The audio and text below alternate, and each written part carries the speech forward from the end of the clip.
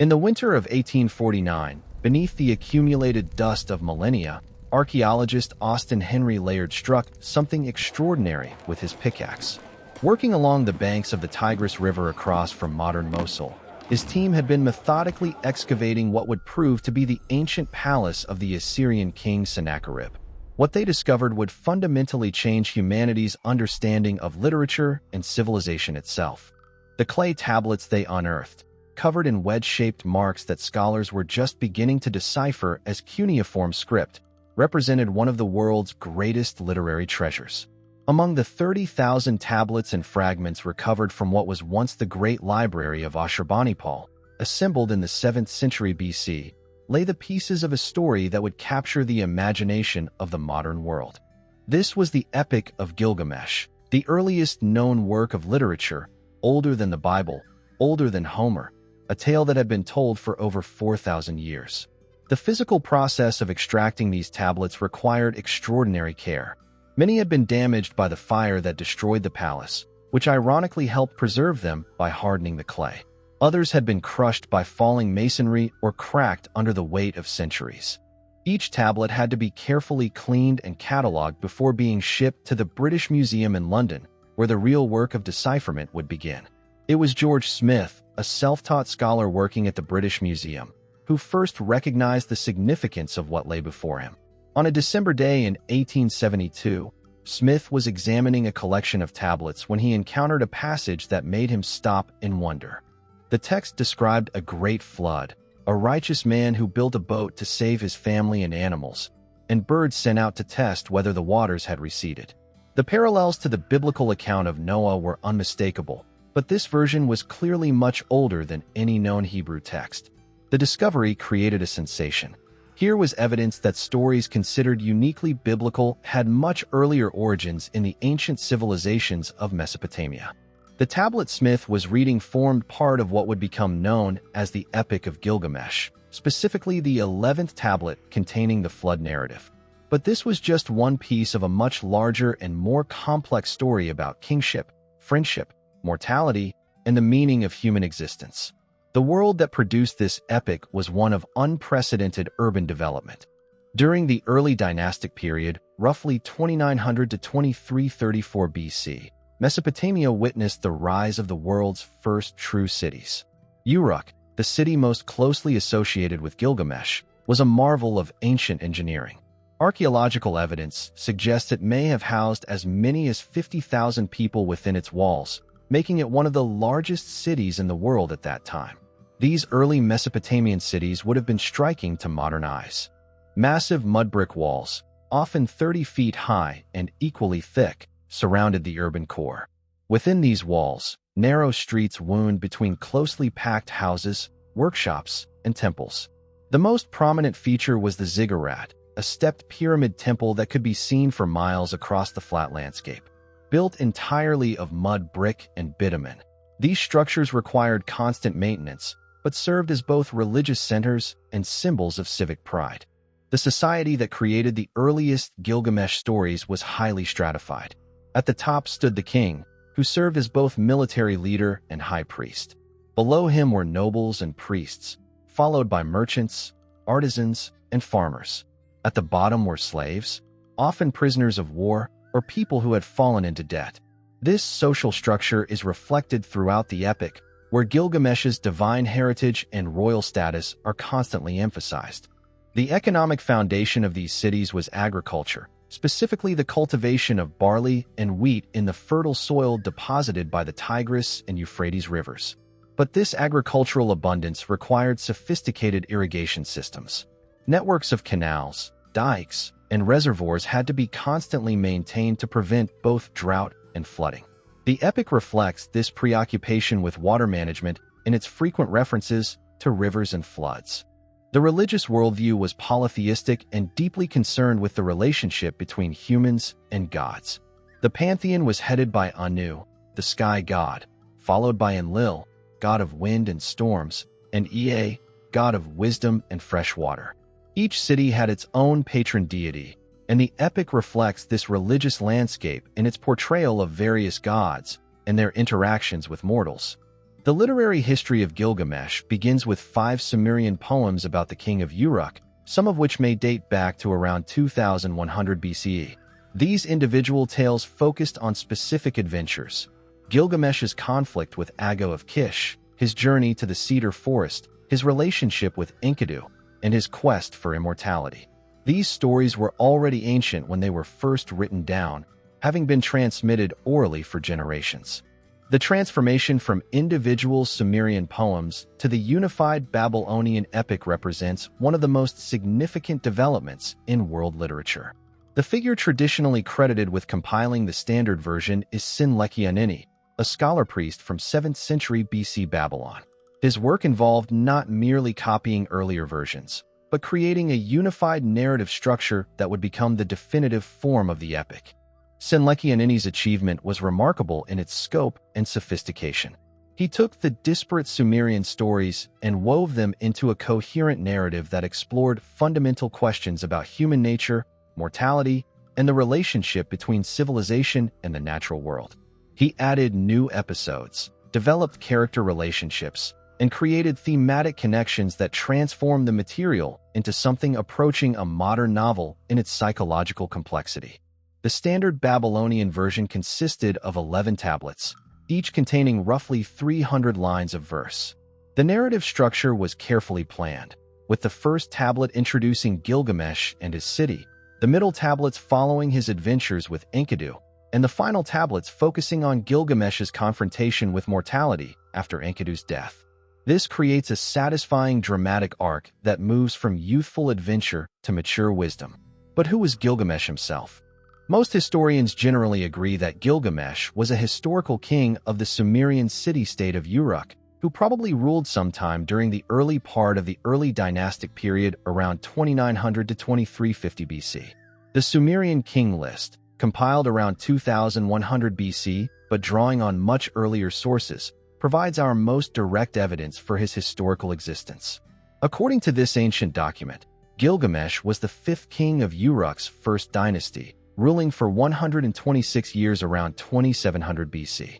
The list identifies him as the son of Lugalbanda and notes that his mother was the goddess Ninsun. While the divine parentage is clearly mythological, it reflects the ancient practice of claiming divine ancestry for particularly significant rulers. Archaeological investigations at Uruk have revealed structures that match descriptions in the epic, including monumental walls that may indeed have been built during Gilgamesh's historical reign.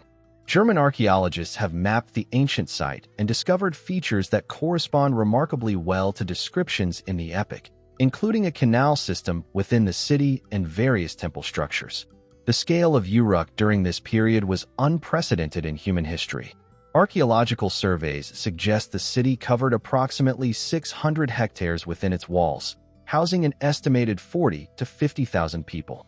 This population density required sophisticated urban planning, including systems for water distribution, waste management, and food storage. The transformation of the historical Gilgamesh into a legendary figure began during his own lifetime and accelerated in the centuries following his death. This reflects the natural tendency of oral tradition to embellish the deeds of exceptional individuals. The historical king's actual accomplishments provided the foundation for increasingly elaborate stories that emphasized his superhuman qualities and divine connections. The earliest written references to Gilgamesh appear in Sumerian texts dating to around 2100 BC, roughly 600 years after his probable historical reign. This gap allowed for considerable mythological elaboration while preserving certain core elements that may reflect genuine historical memory. The process followed patterns common to heroic traditions worldwide. The historical Gilgamesh's military victories became epic battles against monsters. His construction projects were attributed to divine inspiration and superhuman strength. His political alliances became relationships with gods and goddesses. Most significantly, his inevitable death as a mortal king became the central theme of a quest for immortality that forms the emotional core of the later epic. The standard Babylonian version opens not with celebration of Gilgamesh's accomplishments, but with a stark portrayal of despotic rule that had pushed the people of Uruk to the breaking point. The text describes a king who had transformed from protector to oppressor, using his divine heritage to justify increasingly brutal treatment of his subjects. Gilgamesh's oppression manifested in multiple forms. The epic describes how he claimed the right of prima noctis, asserting sexual access to brides before their weddings could be consummated. This practice represented a fundamental violation of family structures and social bonds. The king's assertion of this right demonstrated his complete disregard for the most intimate aspects of his subjects' lives. The sexual exploitation extended beyond new brides to encompass a broader pattern of predatory behavior. No woman, regardless of social status, was safe from the king's desires. This created an atmosphere of fear that permeated every level of society. Fathers could not protect their daughters, husbands could not defend their wives, and traditional structures of family honor crumbled under royal tyranny. The king's abuse extended into the economic sphere through excessive demands for labor service. The massive construction projects that made Uruk famous required enormous human resources, but Gilgamesh's approach showed complete disregard for his subjects' welfare. Young men were conscripted for building projects without regard for agricultural seasons or family obligations, disrupting the economic cycles that sustained urban life. The military dimensions were equally oppressive. While his conquests had expanded Uruk's territory, they also demanded continuous military service from the male population. The king's appetite for warfare seemed insatiable, driving him to launch campaigns that served personal glory rather than genuine security needs. The people's response followed patterns familiar from other instances of tyranny throughout history. Initially, they endured in silence, hoping the king's behavior would moderate. But as the abuse continued, their desperation drove them to seek supernatural assistance. Their prayers to the gods represented the complete breakdown of earthly remedies for their suffering. The prayers directed to Anu, the supreme god, carried particular significance. As the divine king of the gods, Anu was considered the ultimate source of legitimate authority on earth. The people's appeal represented a formal challenge to Gilgamesh's legitimacy, arguing that his behavior had violated the divine mandate that justified royal rule. The parallel prayers to Uruk, the goddess of creation, reflected a different understanding of the crisis. Uruk had been responsible for creating humanity itself, and the people's appeal emphasized how Gilgamesh's tyranny threatened the very essence of human dignity and social order. The divine response was not to punish Gilgamesh directly, but to create a solution that would transform rather than destroy him. Uruk's decision to create Enkidu represented a sophisticated approach that would address the underlying problem of the tyrant's isolation and unchecked power. Uruk gathered clay from the wilderness steppes, far beyond the walls of any city. This clay, untouched by human hands and uncontaminated by civilization's corruptions, would form the physical substance of her new creation. She moistened the earth with water from wild springs that had never been channeled through human irrigation systems. Every element emphasized Enkidu's connection to the natural world and his separation from the urban environment that had produced Gilgamesh's moral corruption. The process required divine artistry of the highest order. Uruk molded not just a human form, but a being who would embody the strength and nobility of the animal kingdom while retaining the essential spark of human consciousness. Enkidu's body emerged with the muscular development of a man who had never known ease or comfort. His frame was massive and powerful, built on a scale that matched Gilgamesh's own divine heritage, but achieved through natural development rather than supernatural endowment. Enkidu's appearance reflected his wild origins in every detail. His hair grew long and thick, forming a mane-like covering that protected him from harsh sun and cold nights. His facial hair grew wild and untamed, giving him a fierce aspect that commanded respect from both animals and humans. His skin was darkened and toughened by constant exposure to the elements. The clothing Uruk provided consisted entirely of animal skins, but these were not carefully prepared garments. Instead, Enkidu wore raw pelts of animals that had died natural deaths, roughly fashioned into coverings that provided protection without compromising his connection to the animal world. Enkidu's initial existence represented perfect harmony between human intelligence and natural instinct. Unlike the first humans created for life in gardens and cities, he was specifically designed for survival in the untamed world beyond civilization's borders. His knowledge came not from formal education, but from direct observation and intuitive understanding of natural patterns. The relationship between Enkidu and the wild animals transcended normal boundaries between human and beast.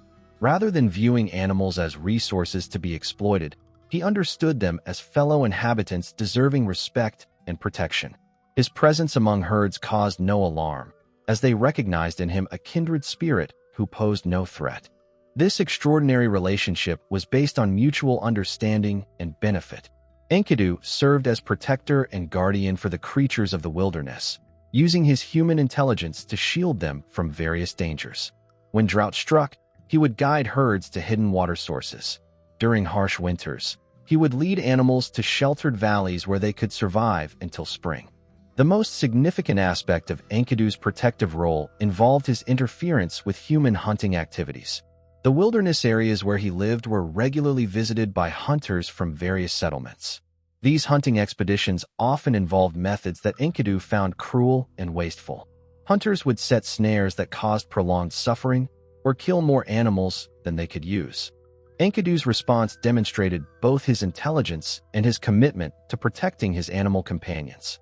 He would systematically locate and destroy trap lines, freeing captured animals and dismantling devices before they could claim new victims. His knowledge of animal behavior allowed him to warn herds of approaching hunters, causing them to change routes or seek shelter where pursuit would be impossible. The physical methods Enkidu employed required both strength and stealth. He could move through the wilderness with complete silence, approaching trap lines without alerting their creators. His powerful hands could break apart even sophisticated snares, while his knowledge of animal psychology allowed him to calm frightened creatures and guide them to safety. The impact of Enkidu's interference on local hunting communities was significant. Hunters who had previously relied on certain territories found their success rates declining dramatically. The economic consequences affected not only the hunters themselves, but also the communities that depended on their activities for food and trade goods. The hunters' initial response was confusion and frustration. They could find no explanation for the systematic destruction of their equipment or the sudden wariness of animals that had previously been easy prey. Some attributed the phenomena to hostile spirits, while others suspected sabotage by rival groups. The discovery of human footprints only deepened the mystery. As reports of the mysterious wilderness guardian spread, various theories emerged about his identity. Some believed they were dealing with a hermit who had learned to survive in the wild. Others suggested he might be a member of some unknown nomadic tribe. The most superstitious convinced themselves they faced a supernatural being. The growing conflict created a crisis that demanded resolution. The hunters' inability to pursue their traditional livelihood threatened entire settlements, while Enkidu's protective activities grew more bold and extensive. The situation had reached a point where direct confrontation seemed inevitable. Among the most affected hunters was Shamhat, whose family had worked the same territories for generations. His traps had been destroyed repeatedly, his hunting grounds cleared of game, and his attempts to track the mysterious saboteur had proven futile. The economic pressure had reached a breaking point, forcing him to consider abandoning the profession that had sustained his ancestors. Before giving up entirely, Shamhat decided to make one final attempt to resolve the crisis through direct confrontation. He assembled a group of experienced hunters and trackers, equipped with nets and ropes, hoping to capture their target alive for questioning. The search party spent weeks combing the wilderness areas where the interventions had been most frequent. Their persistence eventually paid off when they discovered a pattern in the destruction activities that suggested the saboteur was operating from a base camp near a cluster of natural springs. This discovery allowed them to narrow their search and begin systematic surveillance of the suspected location. The hunters' first actual sighting of Enkidu occurred at dawn when morning mist provided perfect cover for observation. They watched from concealed positions as a massive figure emerged from a rocky shelter and began checking on nearby animal herds. His appearance was even more striking than the descriptions they had heard. His enormous frame moved with surprising grace, and his obvious comfort among wild animals confirmed they had found their target. The initial plan had been to capture Enkidu through stealth and overwhelming numbers, but the hunters quickly realized conventional methods would be inadequate. His extraordinary senses detected their presence despite careful concealment, and his physical capabilities clearly exceeded anything they had encountered. When he became aware of their surveillance, his reaction was not fear or flight, but calm assessment of the threat they represented. The confrontation that followed was brief but decisive. Enkidu approached the hunter's position with deliberate steps, making no attempt to conceal his movements. His massive frame and wild appearance created an intimidating presence that caused several hunters to reconsider their involvement. When he spoke, his voice carried the authority of someone completely confident in his abilities. Enkidu's communication revealed both his intelligence and his fundamental disconnection from human society. He understood their language perfectly, but seemed puzzled by their motivations. His questions about why they needed to kill animals when the wilderness provided abundant plant foods demonstrated his lack of understanding about agricultural societies and their dependence on animal products. The negotiation that developed highlighted the incompatibility between his worldview and theirs. He offered to help them find alternative food sources and teach them wilderness survival methods. The hunters, while impressed by his knowledge, explained that their communities required animal products for purposes beyond mere survival. Leather for clothing and tools, bones for implements, and meat for trade were essential components of their economic system. The deadlock in negotiations led Shamhat to propose a different approach. Rather than forcing Enkidu to abandon his protective activities, he suggested introducing him to the broader human community to help him understand the complex relationships between civilization and wilderness resources. This proposal intrigued Enkidu, who had never seen a city or experienced organized society. His curiosity about human civilization had been growing, fueled by his interactions with hunters and glimpses of settled life observed from a distance. Shamhat's invitation to visit Uruk represented a crucial turning point. The decision to leave his wilderness home and enter human society was not made lightly, as it meant abandoning the animals he had protected and the environment where he had found purpose. However, his growing isolation and desire to understand the human world ultimately convinced him to accept. The transition from wilderness to civilization proved more difficult than Enkidu had anticipated.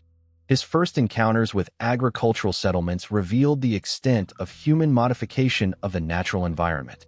Fields of cultivated grain stretched across landscapes that had once supported wild plant communities, while irrigation canals channeled water resources that had previously flowed freely to support natural ecosystems. Enkidu's physical appearance and behavior marked him as an outsider in every human community. His wild hair and primitive clothing drew stares and whispers from settled peoples who had never seen anyone living in such a natural state. His unfamiliarity with basic social conventions created awkward situations that highlighted his complete separation from civilized life. The gradual process of introduction to human society involved learning not just practical skills, but entire systems of meaning and value that govern civilized life. The concept of property ownership was particularly difficult for him to understand. His wilderness experience had taught him that resources belonged to whoever needed them most at any given moment, while human society operated on principles of permanent ownership and exclusive control. The social dynamics of human communities also presented challenges. His direct communication style and lack of familiarity with social hierarchies led to misunderstandings with people who expected more conventional behavior. His physical strength commanded respect, but his ignorance of cultural norms created situations where that respect was mixed with fear and suspicion. As the traveling party approached Uruk, Enkidu's first glimpse of the great city provided a shocking introduction to the scale and complexity of human civilization. The massive walls that surrounded the urban core rose higher than any natural formation he had encountered. The smoke from countless hearths and workshops created a haze that obscured the horizon, while the sound of human activity created a constant background noise that contrasted sharply with the natural sounds of the steppes. The entry into Uruk itself overwhelmed Enkidu's senses with the intensity of urban life. The narrow streets teemed with people engaged in activities he had never imagined, from craft production to commerce to religious ceremonies. The density of human population exceeded anything he had thought possible, while the variety of occupations demonstrated the complexity of civilized society.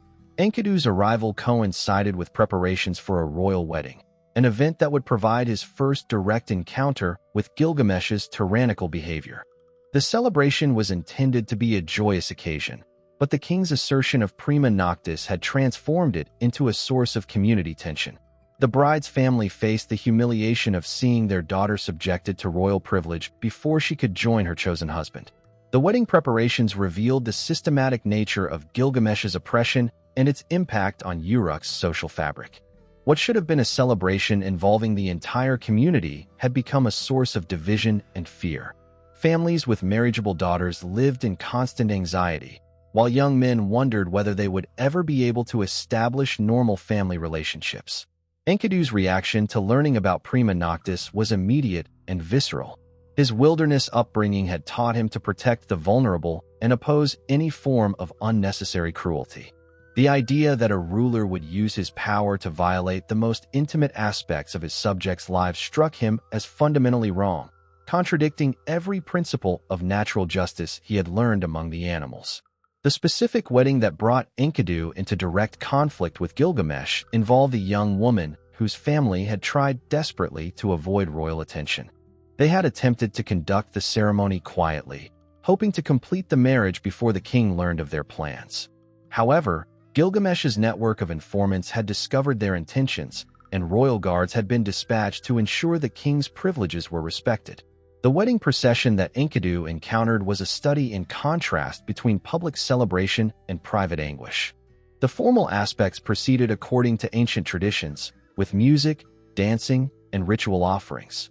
However, the underlying tension was palpable, as everyone understood that the evening would bring not consummation of the marriage, but royal violation of the bride. Enkidu's decision to intervene was not impulsive, but reflected his fundamental character and values. His years of protecting animals from human predators had taught him to recognize exploitation and act decisively against it. The situation in Uruk represented the same pattern on a larger scale, with a powerful individual using his advantages to harm those who could not defend themselves. The confrontation began when Enkidu positioned himself in the path of the royal procession approaching the wedding site. His massive frame and wild appearance created an immediate sensation among the crowd, many of whom had never seen anyone like him. The royal guards, accustomed to dealing with ordinary citizens who offered no resistance, found themselves facing an opponent whose physical presence suggested capabilities far beyond normal human limits. Gilgamesh's arrival at the scene created a moment of recognition that would define both characters for the rest of their lives. The king, expecting to find the usual cowering submission, instead encountered someone who showed no fear or deference. Enkidu's steady gaze and confident posture communicated a challenge that Gilgamesh had never faced. For the first time in his reign, the king found himself confronting someone who appeared to be his equal in strength and clearly intended to oppose his will. The initial exchange was conducted without words, as each assessed the other's capabilities and intentions. Gilgamesh's divine heritage had given him confidence that no mortal could match his strength, while Enkidu's wilderness experience had taught him to evaluate threats accurately. The crowd that had gathered sensed they were about to observe something unprecedented. The battle that erupted was unlike anything the citizens of Uruk had ever witnessed.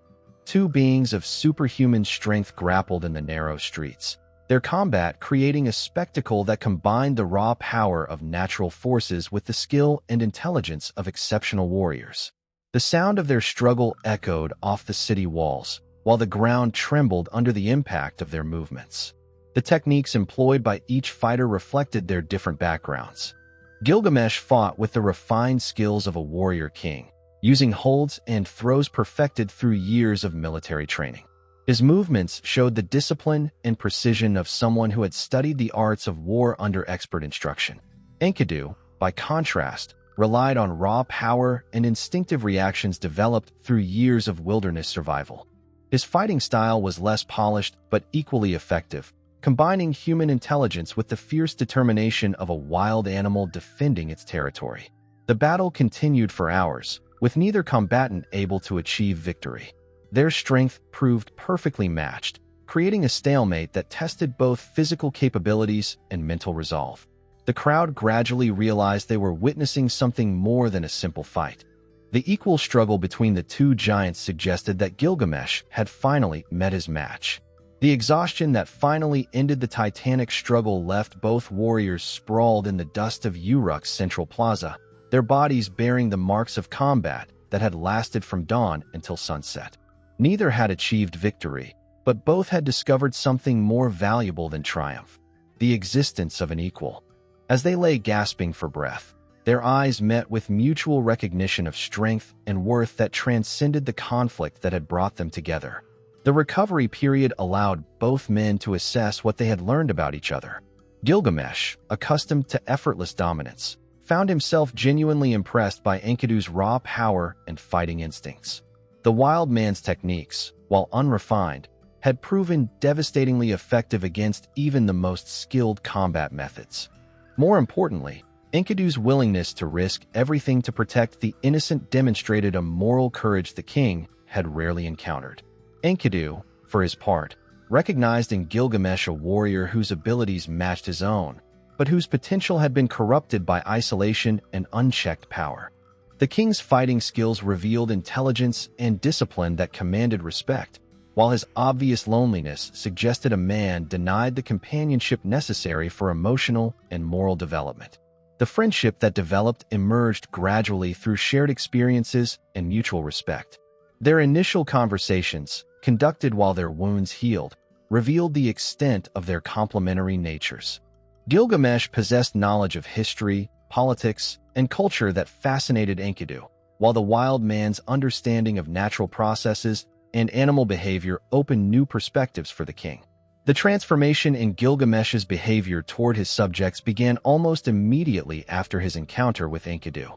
The presence of a true equal provided the emotional anchor that had been missing since his childhood, when his divine heritage had begun to separate him from normal human relationships. The king's previous cruelty had stemmed not from inherent evil, but from the psychological damage caused by absolute power exercised in complete isolation. The citizens of Uruk observed these changes with cautious optimism, uncertain whether the king's apparent reformation would prove lasting or temporary. The cessation of prima noctis was the most immediately visible sign of transformation, as royal guards stopped appearing at wedding ceremonies and families could once again celebrate marriages without fear. The excessive labor demands that had disrupted agricultural cycles were also reduced, allowing the population to return to normal patterns of work and rest. However, the most significant change was Gilgamesh's growing restlessness and desire for meaningful challenges. The satisfaction he had previously derived from dominating his subjects had been replaced by a hunger for adventures that would test his abilities against worthy opponents. His friendship with Enkidu had awakened ambitions that extended beyond Uruk's boundaries, creating dreams of achievements that would earn genuine glory. The idea of journeying to the Cedar Forest first emerged during one of their lengthy conversations about the nature of heroism and the proper use of exceptional abilities. Enkidu's stories of the wilderness had included references to distant mountains where enormous trees grew in groves protected by supernatural guardians. These tales sparked Gilgamesh's imagination as he envisioned expeditions that would take them far from familiar territories into lands where their strength and courage would face genuine tests. The Cedar Forest, known to the people of Mesopotamia as a source of precious timber essential for major construction projects, lay in the mountain ranges that would later be called the Lebanon Mountains. The cedars that grew there were unlike any trees found in the river valleys, reaching heights of over 100 feet and possessing wood of extraordinary durability and beauty. The resin-rich timber was prized for its resistance to decay and insects, making it the preferred material for temple construction and royal palaces. The economic value of cedar wood had made it a crucial trade commodity throughout the ancient Near East, but obtaining it required expeditions that few rulers were willing to undertake. The forest's location in remote mountain valleys meant transportation costs were enormous, while the difficult terrain and harsh climate made the journey dangerous even for well-equipped parties. More significantly, the forest was said to be protected by Humbaba, a monstrous guardian whose presence had discouraged most attempts at large-scale timber harvesting. Humbaba's reputation as a fearsome supernatural being had grown through generations of storytelling, But the core of these tales was based on genuine encounters with a creature of extraordinary power and malevolence. Descriptions varied in detail, but all agreed on his enormous size, his command of natural forces, and his absolute hostility toward human intruders. Some portrayed him as a giant with the head of a lion and the body of a man, while others described him as a creature of living fire whose breath could kill at a distance. The decision to mount an expedition against Humbaba represented more than simple adventure-seeking for Gilgamesh and Enkidu.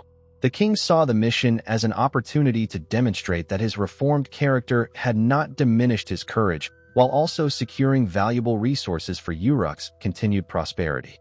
The cedar timber would enable construction projects that would benefit the entire population, transforming the expedition from a personal quest into a service to the community. For Enkidu, the journey offered a chance to test his wilderness skills in an environment more challenging than the familiar steppes, while also supporting his friend's desire to achieve something worthy of his abilities. The planning phase required careful consideration of logistics, equipment, and personnel. The distance to the Cedar Forest meant the party would need to carry supplies for several weeks of travel through terrain that offered limited opportunities for resupply. The weapon forging process that preceded the expedition represented one of the most significant metallurgical undertakings in Uruk's history. The city's master craftsmen, working under direct royal supervision, created arms and armor specifically designed for the challenges the warriors would face. The weapons needed to be not only exceptionally sharp and durable, but also capable of inflicting damage on a supernatural opponent whose nature remained largely unknown. The axes forged for the expedition were massive two-handed weapons weighing nearly 200 pounds each, designed to take advantage of the warriors' superhuman strength. The blades were made from the finest bronze available, alloyed with tin imported from distant lands, and worked by smiths who had perfected their craft over decades. The handles were carved from the hardest wood available and reinforced with bronze fittings that would prevent breakage under extreme combat stresses. The swords created for the expedition were equally impressive, featuring blades over 4 feet in length that could serve as both cutting and thrusting weapons. The metallurgy involved in creating such large blades required techniques that pushed the boundaries of Bronze Age technology, with careful attention to heat treatment and tempering that would ensure the weapons would not shatter under combat stress. The armor crafted for Gilgamesh and Enkidu combined protection with mobility, recognizing that their fighting style depended on speed and agility rather than passive defense. The bronze scales were individually shaped and fitted to create flexible coverage that would turn aside most weapons while allowing full freedom of movement. The helmets were designed to protect the head and neck without restricting vision or hearing. The religious preparations were as important as the physical ones, reflecting the Mesopotamian understanding that success in dangerous undertakings required divine support. The primary deity invoked for the mission was Shamash, the sun god whose domain included justice, law, and the protection of travelers. Shamash's blessing was considered essential for any expedition beyond familiar territories where local gods held sway. The ritual ceremonies conducted to secure Shamash's blessing involved elaborate offerings and prayers that emphasized the expedition's noble purposes. The priests emphasized that the mission was not motivated by greed or conquest, but by the desire to serve the community and test the warrior's abilities against a worthy opponent. The cedar wood obtained would be used for temple construction and other projects that would honor the gods and benefit the people. The departure from Uruk was marked by ceremonies that involved the entire population, as citizens gathered to witness the beginning of an expedition that would test their reformed king and his wild companion. The procession that carried the warriors to the city gates included musicians, priests, and representatives of every craft guild, creating a celebration that honored both the expedition's goals and the courage of its participants. The route to the Cedar Forest led through territories that neither Gilgamesh nor Enkidu had previously explored, requiring careful navigation and constant vigilance against both natural hazards and human enemies. The first portion of the journey crossed familiar agricultural lands surrounding Uruk, but as the expedition moved farther from the city, the landscape gradually became wilder and more challenging. The transition from the river valleys of Mesopotamia to the foothills of the Lebanon mountains required adjustments in travel techniques and equipment use. The flat terrain that had allowed rapid movement on foot gave way to steep slopes and rocky paths that demanded careful attention to footing and balance. The climate also changed dramatically, with hot, dry conditions replaced by cooler temperatures and increased humidity that affected both the warriors' physical comfort and the condition of their equipment. The wildlife encountered during the journey was unlike anything either warrior had previously faced, including species that had adapted to the mountain environment and possessed capabilities that made them formidable opponents. Mountain lions, bears, and wolves posed constant threats, while venomous snakes and insects created additional hazards that required constant vigilance. The approach to the Cedar Forest itself was marked by increasingly ominous signs that suggested the presence of supernatural forces. The animal life became scarce and nervous, with birds and small mammals displaying behavior that indicated fear of some unseen threat. The vegetation showed signs of damage that could not be explained by normal environmental factors, with trees bearing scorch marks in areas of ground that appeared to have been burned by intense heat. The first sight of the Cedar Forest was both magnificent and terrifying, as the enormous trees stretched across mountain valleys and formations that seemed to defy natural growth patterns. The cedars themselves were larger than any trees the warriors had previously encountered, with trunks that would require dozens of men to encircle and branches that created a canopy so dense that little sunlight reached the forest floor. The silence within the forest was unnatural and oppressive, broken only by occasional sounds that seemed to come from no identifiable source. The search for Humbaba required careful exploration of the forest's most remote sections, where the guardian was said to make his dwelling. The warriors moved through the undergrowth with weapons ready, their senses alert for any sign of the monster's presence. The tracks they discovered were unlike anything in their experience, showing claw marks and footprints that indicated a creature of enormous size and power. The destruction visible in some areas suggested that Humbaba's rage could devastate entire sections of the forest when aroused. The confrontation with Humbaba began with the monster's roar, a sound that echoed through the mountains and seemed to shake the very foundations of the earth. The creature that emerged from the forest depths was even more terrifying than the legends had suggested. Standing nearly 20 feet tall with features that combined human intelligence with bestial ferocity, his body was covered in scales that gleamed like bronze armor, while his eyes burned with an inner fire that seemed to penetrate the warriors' souls. His breath created clouds of superheated air that withered vegetation and made the surrounding atmosphere almost unbearable.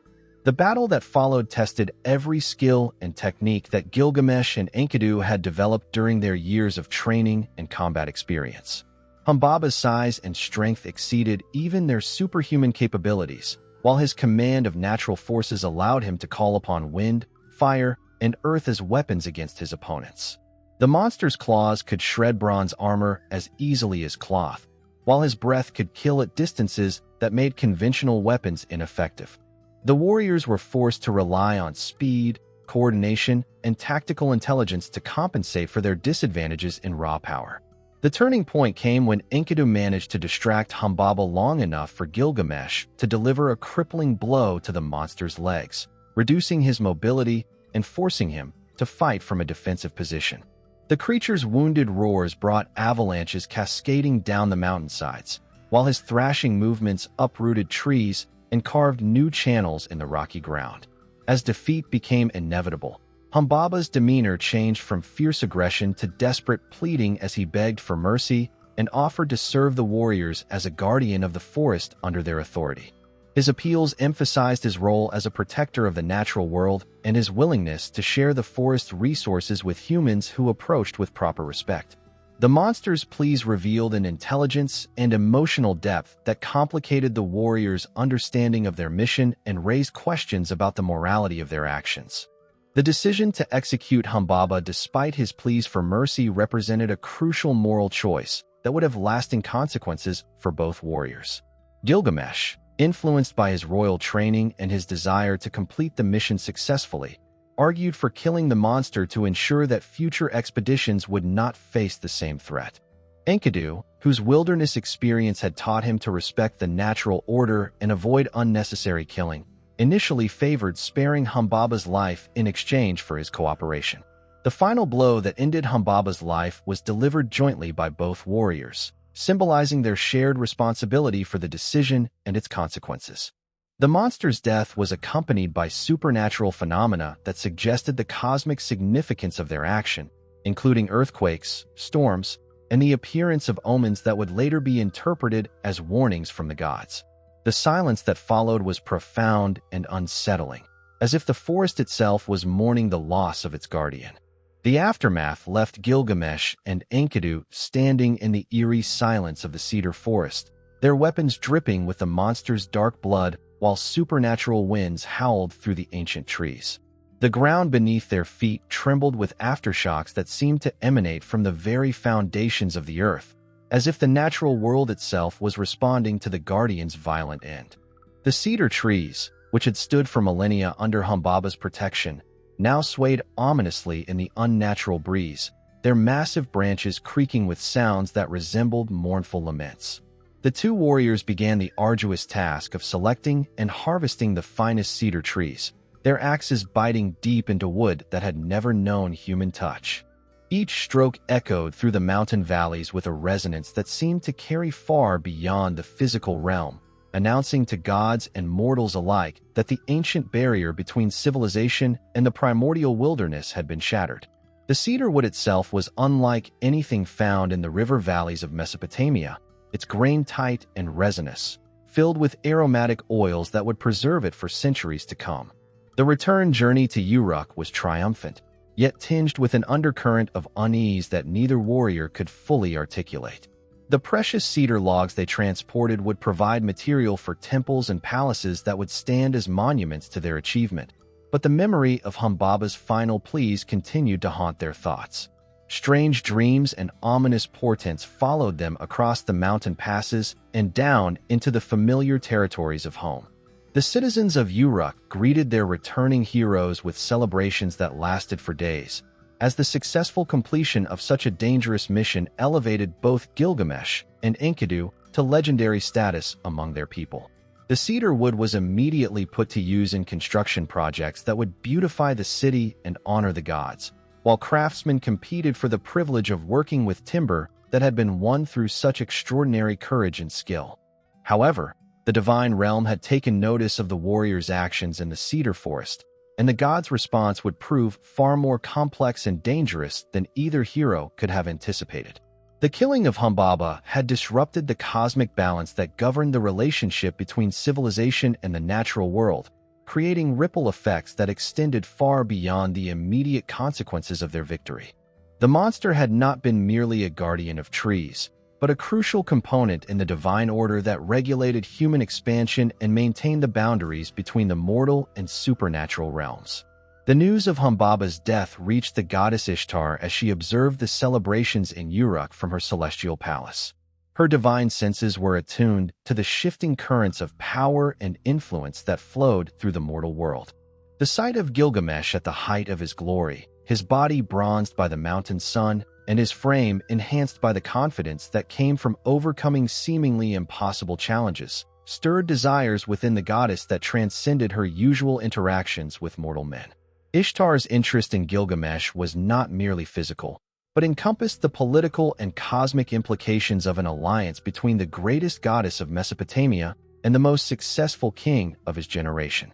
Such a union would create a partnership that could reshape the balance of power between the divine and mortal realms, while also providing the goddess with a mortal champion whose achievements already rivaled those of legendary heroes. The goddess began her approach to Gilgamesh with careful calculation, appearing to him in dreams and visions that gradually intensified his awareness of her presence and interest.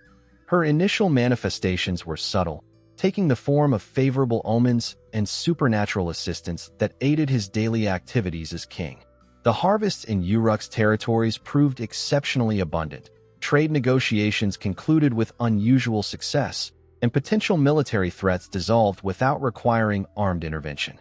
The goddess's physical appearance when she finally revealed herself to Gilgamesh was calculated to overwhelm his senses and cloud his judgment with desire. She manifested in her aspect as the goddess of love and beauty, her form radiating an otherworldly perfection that surpassed any mortal woman's attractiveness. Her skin possessed the luminous quality of polished ivory, while her hair fell in waves of deepest black that seemed to absorb and reflect light simultaneously. Her eyes held the depth of night skies filled with stars, and her voice carried harmonics that resonated with frequencies beyond normal human hearing.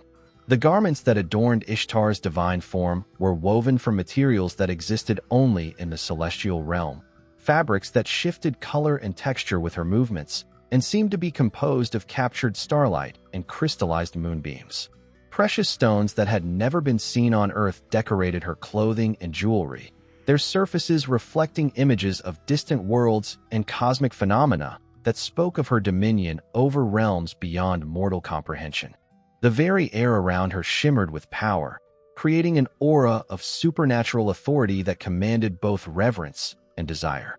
Ishtar's proposition to Gilgamesh was delivered with the confidence of a goddess accustomed to having her desires fulfilled without question. She offered him not merely her physical affections, but a partnership that would elevate him beyond the limitations of mortal existence, promising him dominion over territories that extended far beyond the boundaries of earthly kingdoms. Her words painted visions of cosmic adventures and supernatural achievements that would make his victory over Humbaba seem like a minor preliminary to greater glories that awaited their union. The gifts that Ishtar promised to bestow upon Gilgamesh reflected the vast scope of her divine powers and the resources at her disposal. She offered him a chariot crafted from precious metals and gemstones that would carry him across the heavens as easily as earthly roads, drawn by creatures that combined the strength of lions with the speed of eagles. His palace would be expanded to rival the dwellings of the gods themselves, with rooms that opened onto gardens where every flower bloomed eternally and every tree bore fruit that granted extended youth to those who consumed it. The military advantages that would accompany their alliance were equally impressive. Ishtar commanded legions of supernatural warriors who could ensure victory in any conflict that might arise. Kings and princes from distant lands would seek Gilgamesh's favor, bringing tribute and homage that would make Uruk the center of an empire stretching from sunrise to sunset. The goddess's influence over fertility and abundance would ensure that his territories produced harvests that could feed vast populations while generating surplus wealth that would fund any project or ambition he might conceive. However, Gilgamesh's response to Ishtar's proposition revealed the wisdom and moral growth that had resulted from his friendship with Enkidu and his experiences in the Cedar Forest. Rather than being overwhelmed by the goddess's beauty and the magnificence of her promises, he found himself analyzing her offer with the careful attention of a ruler who had learned to consider the long-term consequences of his decisions. The memory of Humbaba's final pleas had sensitized him to the dangers of actions that might appear beneficial in the immediate term, but could create unforeseen problems in the future. The king's rejection of Ishtar's advances was not delivered with diplomatic evasions that might have been expected from a mortal addressing a powerful deity, but with the direct honesty that had characterized his relationship with Enkidu. He acknowledged the goddess's beauty and the attractiveness of her offers, but proceeded to catalog the fate of her previous lovers with a precision that demonstrated his thorough knowledge of divine mythology and his understanding of the patterns that governed Ishtar's romantic relationships. Gilgamesh's recitation of Ishtar's romantic history began with Tammuz, the shepherd god, who had been her most famous consort and whose fate had become a cautionary tale throughout the ancient Near East. The king described how the goddess's initial passion for Tammuz had led to a period of intense happiness and mutual devotion, but how her affections had eventually cooled and transformed into the cruel indifference that characterized her treatment of discarded lovers. Tammuz's condemnation to spend half of each year in the underworld was not the result of external forces, but of Ishtar's own decision to sacrifice him to preserve her divine status. The catalog continued with the birdcatcher who had served Ishtar faithfully until his usefulness ended, at which point the goddess had transformed him into a mole condemned to live in perpetual darkness beneath the earth. The gardener who attended her sacred groves had been changed into a frog when his devotion began to bore her, while the lion who had been her companion in hunting expeditions had been trapped in pitfalls of her own devising when his strength began to rival her own. Each example demonstrated the same pattern of initial favor, followed by inevitable abandonment and cruel punishment.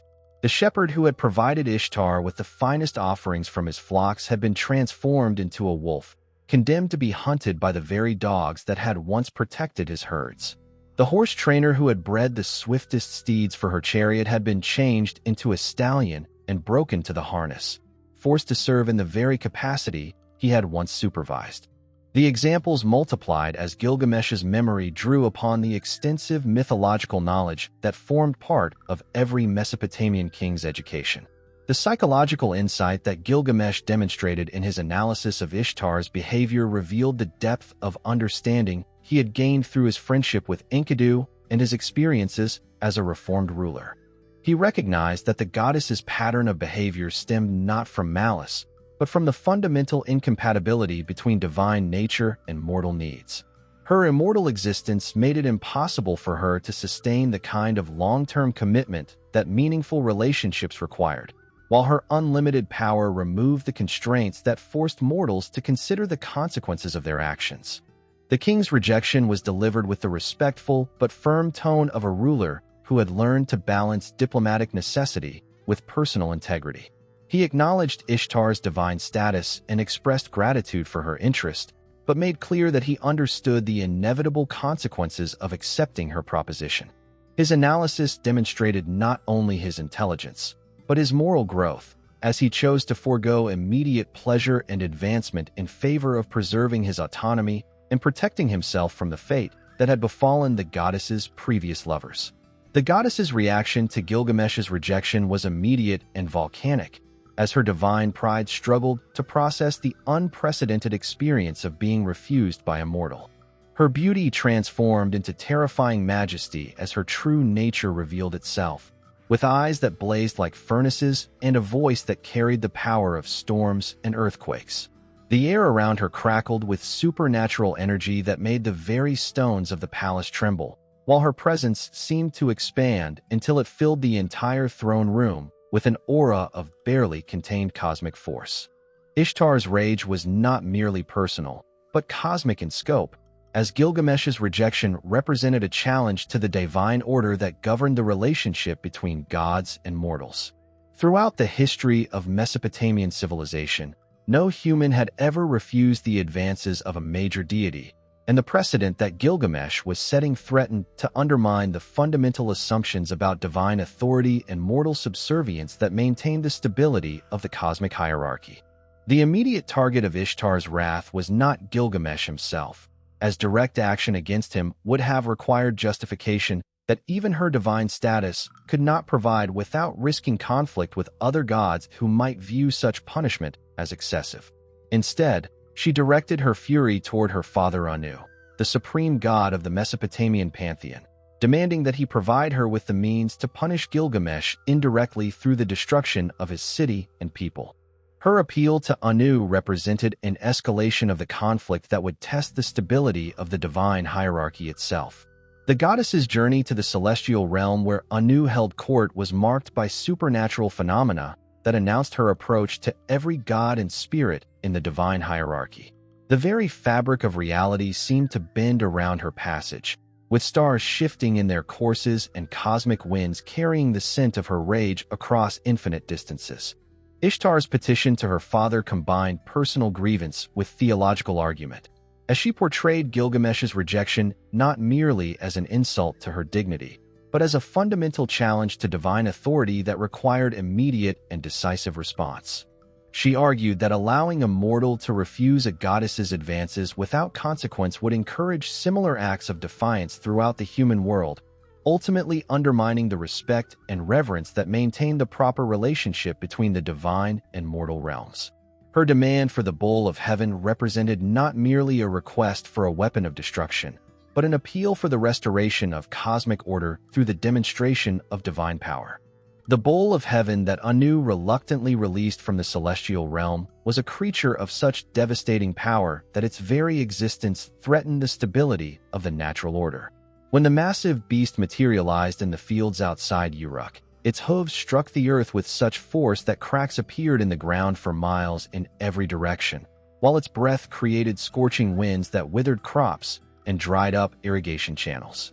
The bull's hide gleamed like polished bronze, impervious to conventional weapons, while its eyes burned with the same divine fire that had once blazed in Humbaba's gaze. Its horns, each longer than a man's body, could gore through the strongest fortifications as easily as a knife-piercing cloth. The destruction that followed the bull's arrival was systematic and merciless. The creature's rampage through Uruk's agricultural districts destroyed years of careful cultivation in a matter of hours, trampling grain fields and demolishing the complex irrigation systems that had sustained the city's population for generations. The economic foundation of Gilgamesh's kingdom crumbled under the beast's assault as storage facilities were crushed and trade routes became impassable due to the fissures that opened in the earth wherever the bull's hooves touched the ground. The carefully maintained balance between urban civilization and agricultural production that had made Uruk prosperous was shattered by divine wrath given physical form. The human cost of the bull's assault was staggering, as hundreds of citizens died in the initial attack and thousands more found themselves homeless and destitute. The creature's supernatural strength allowed it to demolish entire city blocks with single blows, while its fiery breath created infernos that consumed everything in their path.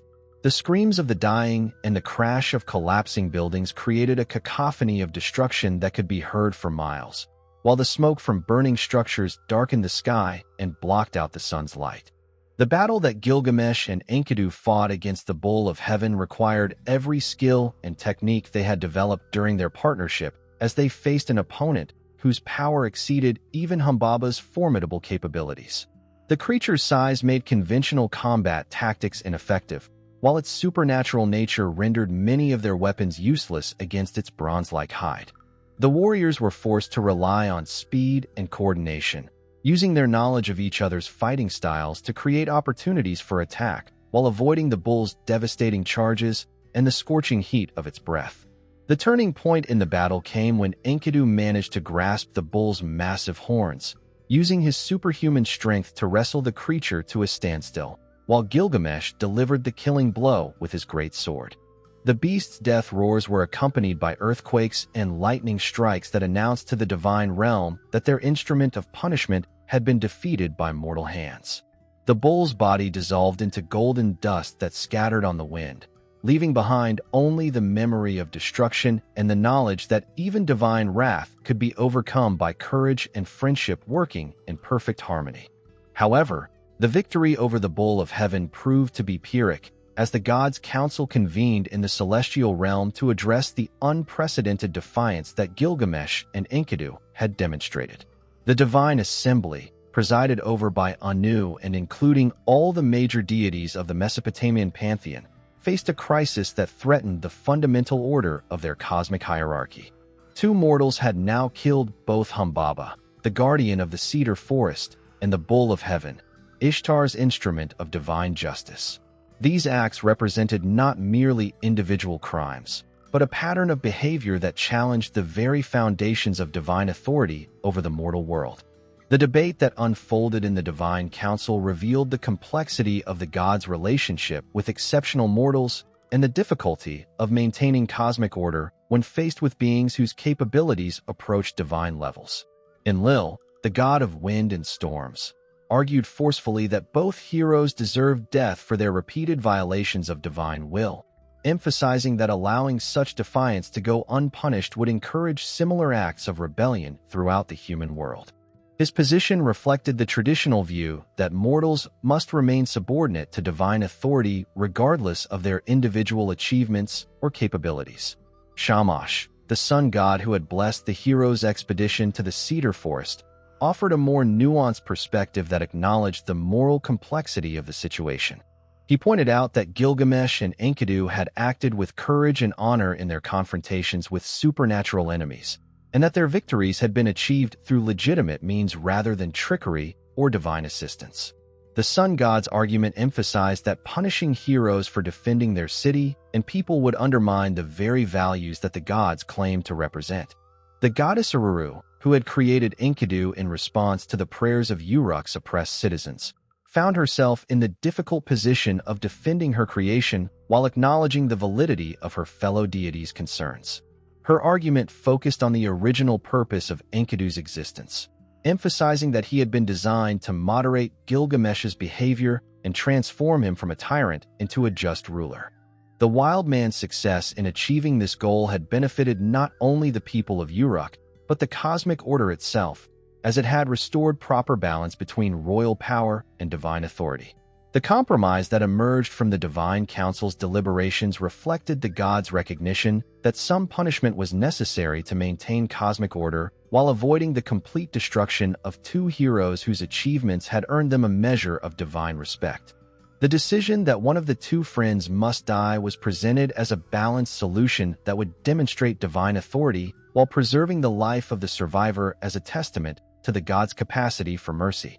The choice of Enkidu as the victim was influenced by his status as a created being rather than a naturally born human, making his death less disruptive to the established order of mortal society.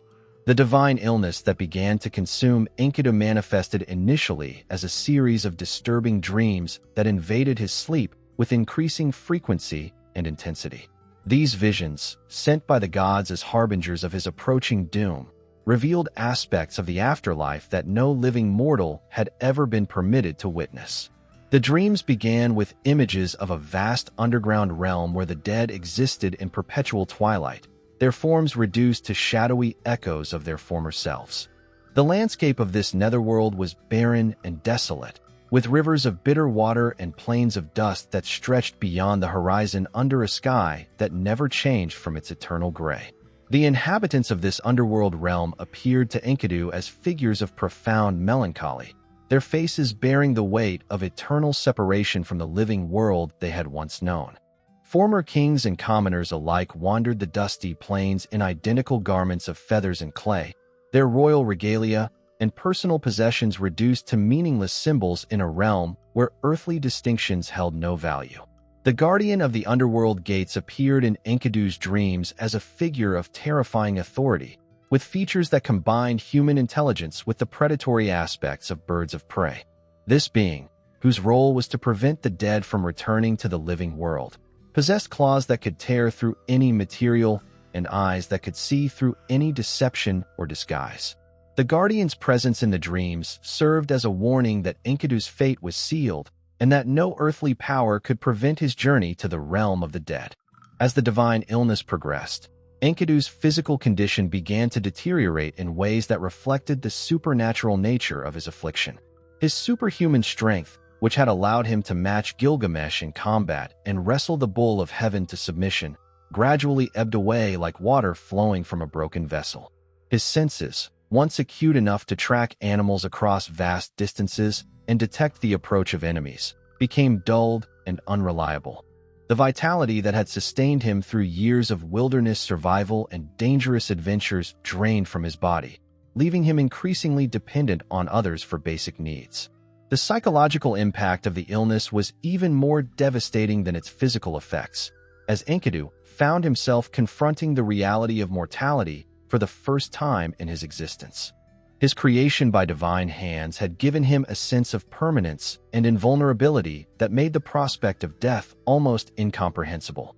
The gradual loss of his abilities and the increasing weakness of his body forced him to confront the finite nature of existence in ways that his wilderness upbringing had never required. The fear and confusion that accompanied this realization created an emotional turmoil that was visible to everyone who encountered him during his final days. The deathbed curses that Enkidu pronounced in his delirium reflected the complex emotions that the dying hero experienced as he contemplated his fate and the circumstances that had led to his divine punishment. His initial rage was directed toward the trapper who had first discovered him in the wilderness and initiated the chain of events that brought him to civilization. The curse he pronounced upon this man was comprehensive and vindictive, calling for the destruction of his livelihood and the failure of all his future endeavors. The intensity of Enkidu's anger reflected his belief that his encounter with human civilization had ultimately led to his doom. The sacred prostitute who had been instrumental in Enkidu's transformation from wild man to civilized being also became the target of his dying rage, as he blamed her for introducing him to the pleasures and complications of human society. His curse upon her was particularly cruel, calling for her to be abandoned by all who had once sought her services and to spend her remaining years in poverty and disgrace. The bitterness of this condemnation revealed the depth of Enkidu's regret about his decision to leave the wilderness and embrace the civilized world that had ultimately betrayed him. However, as Enkidu's illness progressed and his mind cleared from the initial delirium of his condition, his perspective on his transformation began to shift toward a more balanced assessment of his experiences. The intervention of Shamash, speaking through divine inspiration, helped him recognize the positive aspects of his journey from wilderness to civilization and the meaningful relationships he had formed along the way. The sun god's words reminded him of the joy he had found in friendship with Gilgamesh and the satisfaction he had derived from protecting the innocent and fighting against injustice. The blessings that replaced Enkidu's curses demonstrated his growing acceptance of his fate and his recognition that his life, though brief, had been filled with experiences and achievements that gave it meaning and value. His blessing upon the trapper acknowledged the man's role in bringing him to a larger world where his abilities could be used for noble purposes rather than merely ensuring survival. The revised blessing transformed the trapper's future from one of failure and hardship to one of success and prosperity, reflecting Enkidu's understanding that their encounter had ultimately benefited both of them. The blessing he bestowed upon the sacred prostitute was even more generous, as he recognized her crucial role in his transformation and the kindness she had shown him during his transition from wilderness to civilization. His words called for her to be honored and respected by all who knew her, with a life filled with abundance and joy that would compensate for any hardships she might have endured. The transformation of his curse into a blessing represented Enkidu's growing wisdom and his acceptance of the complex nature of human existence with its mixture of joy and sorrow, triumph and tragedy. Gilgamesh's vigil over his dying friend became an ordeal that tested every aspect of his character and forced him to confront the reality of mortality in ways that his divine heritage had never required. The king's initial response to Enkidu's illness was denial, as he refused to accept that his companion's condition was beyond the reach of human medicine or divine intervention. He summoned the finest physicians in Uruk and consulted with priests and soothsayers, desperately seeking some remedy that could restore his friend's health and strength. The failure of these efforts to produce any improvement gradually forced Gilgamesh to acknowledge the supernatural nature of the illness and its inevitable outcome. The physical changes that Gilgamesh observed in his friend during the final days were heartbreaking in their relentless progression. The massive frame that had once matched his own in strength and endurance became gaunt and wasted, while the wild mane of hair that had marked Enkidu's connection to the natural world became thin and lifeless. The eyes that had once blazed with the fire of untamed wilderness grew dim and unfocused, while the voice that had once commanded respect from both humans and animals became weak and uncertain. Each day brought new evidence of the approaching end, despite Gilgamesh's desperate attempts to maintain hope and find solutions. The emotional impact of watching his closest friend slowly die created a psychological crisis that shattered Gilgamesh's understanding of his own nature and destiny. The divine heritage that had made him feel superior to ordinary mortals offered no protection against the grief and helplessness that consumed him as he witnessed Enkidu's suffering. The friendship that had transformed him from a tyrant into a just ruler was being destroyed by forces beyond his control, leaving him to face the prospect of returning to the isolation that had originally corrupted his character. The desperate measures that Gilgamesh employed in his attempts to save Enkidu's life revealed the depth of his devotion and the extent of his refusal to accept the reality of divine judgment. He offered elaborate sacrifices to every god in the Mesopotamian pantheon, hoping to find one who might be willing to intervene on his friend's behalf. The treasures he promised in exchange for Enkidu's recovery included not only his personal wealth, but the resources of his entire kingdom, demonstrating his willingness to sacrifice everything for the sake of their friendship. The failure of these offerings to produce any divine response gradually forced him to recognize that the god's decision was final and irreversible.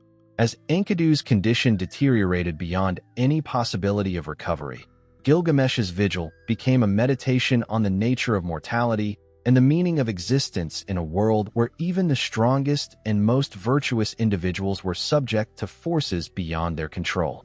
The king's divine parentage, which had once seemed to guarantee his superiority over ordinary humans, now appeared to be a cruel joke that had allowed him to form attachments that would inevitably be severed by death. The realization that his own immortality would force him to witness the death of everyone he cared about created an existential crisis that would define the remainder of his life. The final breath that escaped Enkidu's lips came with the first light of dawn, a gentle exhalation that seemed to carry his spirit into the pale morning sky. Gilgamesh, who had maintained his vigil through the long night, initially refused to acknowledge what his senses told him. He pressed his ear to Enkidu's chest, listening desperately for any sign of life, his hands searching for a pulse that would never return. The stillness of his friend's body was absolute, the massive frame that had once wrestled divine bulls now as motionless as carved stone. The king's initial response was a roar of anguish that echoed through the palace corridors and awakened every inhabitant of the royal complex. The sound carried such raw emotion that servants and guards who heard it were moved to tears, though they did not yet understand the cause of their sovereign's distress. Gilgamesh's cry was not merely an expression of grief, but a challenge hurled at the gods themselves, a denial of their authority to separate him from the one person who had given his existence meaning and purpose. For 7 days and 7 nights, Gilgamesh refused to allow anyone to remove Enkidu's body from the royal chamber. He positioned himself beside the funeral couch like a guardian protecting precious treasure, his great sword drawn and ready to strike down anyone who approached with the intention of taking his friend away.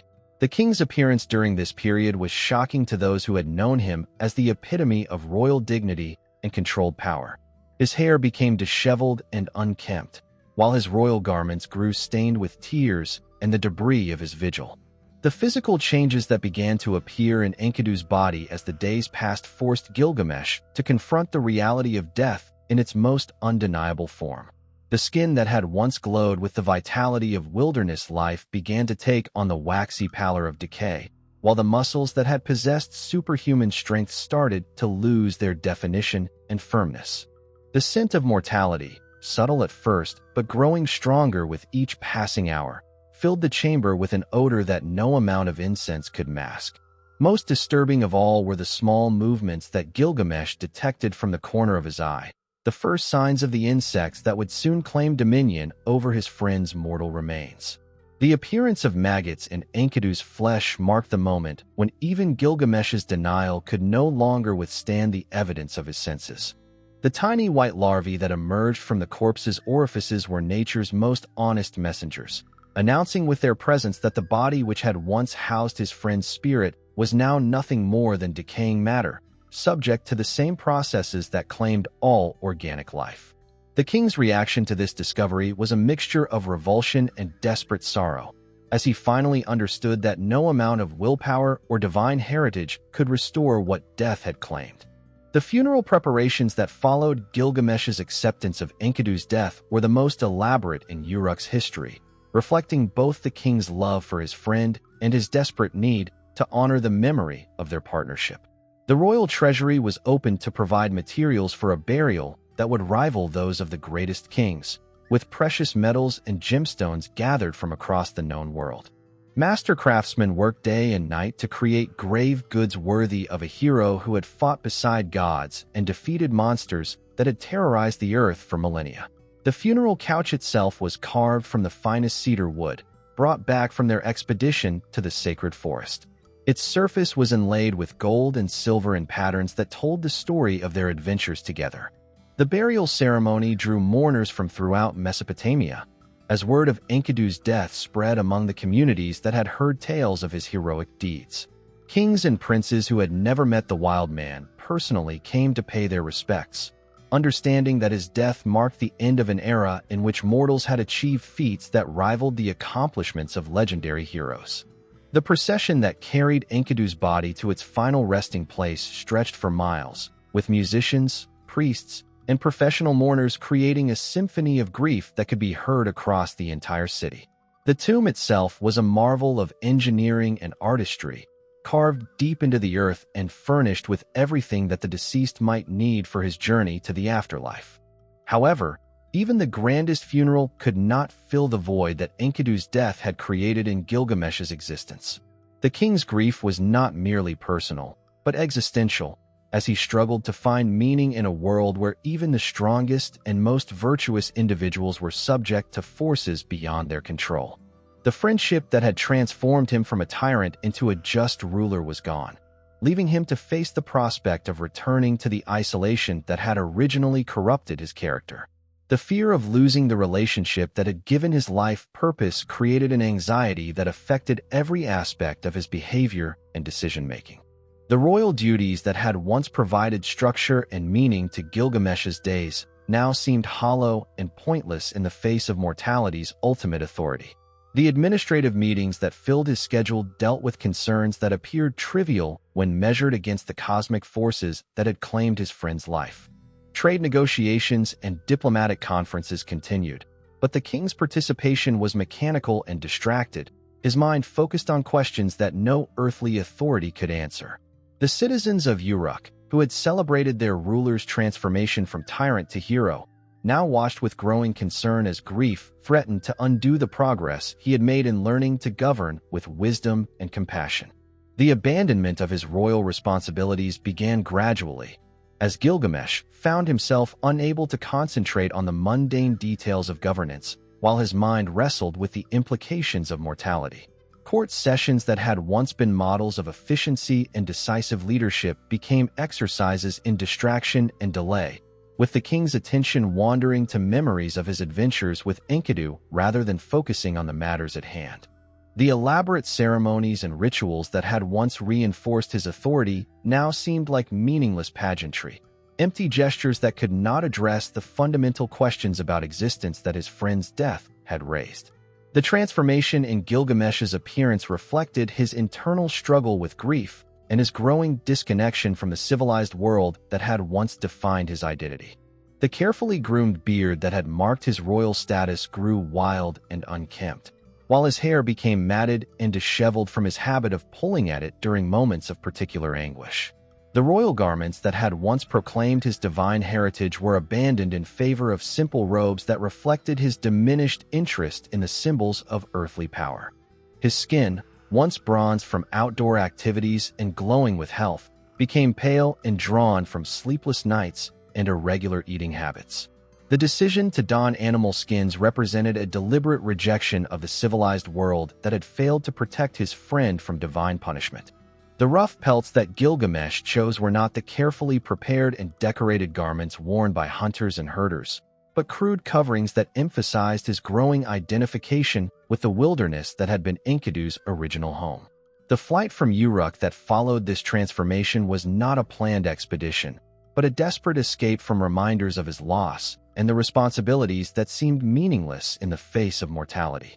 Gilgamesh left the palace in the early hours of morning, slipping past guards who were too stunned by his appearance to challenge his departure.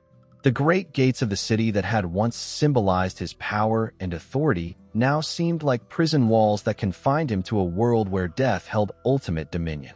The wilderness that stretched beyond Uruk's borders called to him with promises of solitude and the possibility of finding answers to questions that civilized society could not address. The physical challenges of wilderness survival, which had once been academic concerns for a king accustomed to palace comfort, now became daily realities that tested his resolve and resourcefulness. The skills that Enkidu had taught him during their adventures together proved invaluable as he learned to find water in barren landscapes and locate edible plants in environments that seemed hostile to human life. The hardships of exposure to the elements, sleeping on rocky ground, and subsisting on whatever food he could gather or hunt served as a form of penance that helped him process his grief while maintaining some connection to his friend's memory. The fear of death that had been awakened by Enkidu's passing became an obsession that dominated every aspect of Gilgamesh's existence. The divine heritage that had once made him feel superior to ordinary mortals now seemed like a cruel joke, as it had allowed him to form attachments that would inevitably be severed by forces beyond his control. The realization that his own mortality, despite his divine parentage, would eventually claim him as it had claimed his friend, created a terror that drove him to seek solutions that transcended the normal boundaries of human existence.